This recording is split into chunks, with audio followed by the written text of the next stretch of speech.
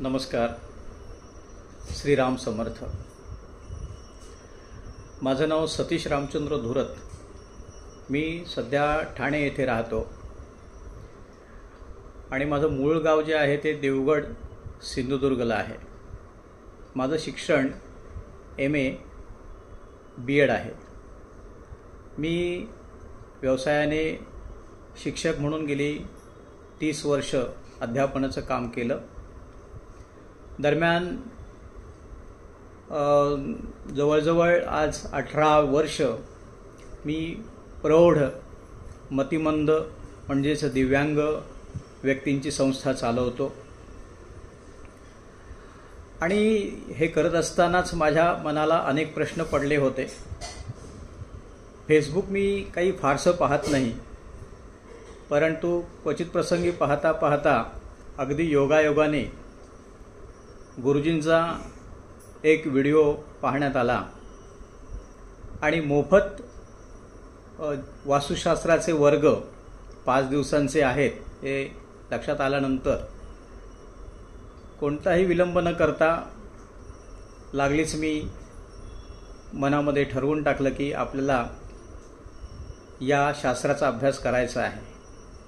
म्हणजे दिव्यांगांच्या जीवनामध्ये काय कशामुळे दुःख येतं त्याचा कुठेतरी शोध घेता येऊ शकेल आणि त्यांना कुठेतरी समाधान आनंद देता येईल का, या शोधासाठी हा वर्ग मी करायचं ठरवलं.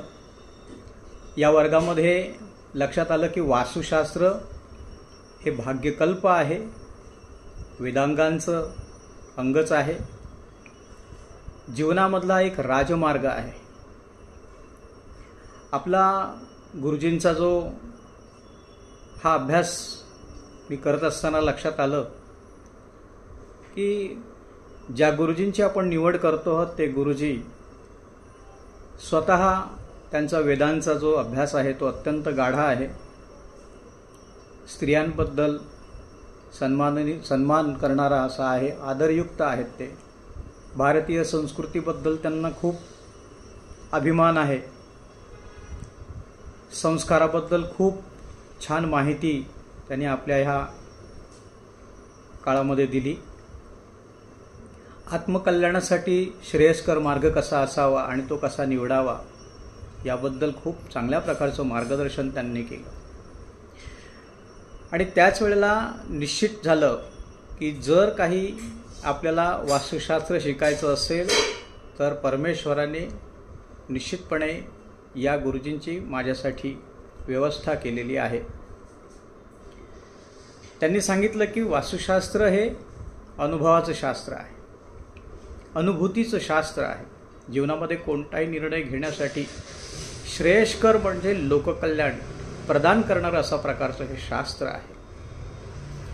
आपल्याला आपल्या जीवनामध्ये शारीरिक, भावनिक, मानसिक असं आरोग्य प्रदान करणारं वास्तुशास्त्र आहे. हे सगळं गुरुजींकडनं ऐकत असताना ज्या शोधात मी होतो ते माझं गवसले असं मला त्यावेळेला निश्चित माझ्या मनाला भावलं.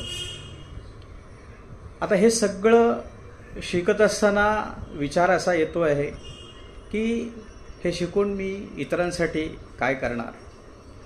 तर जग बदलणं हे माझ्याने काही एकट्याने शक्य नाही आहे, पण मला स्वतःला बदलून माझं ऐकणाऱ्यांच्या जीवनामध्ये एक सकारात्मक कार्य करून त्यांना आनंद देण्याचं एक लोककल्याण माझ्याकडून घडेल हे माझ्या गुरुजींच्या ज्ञानाचं एक योगदानाचं फल असेल.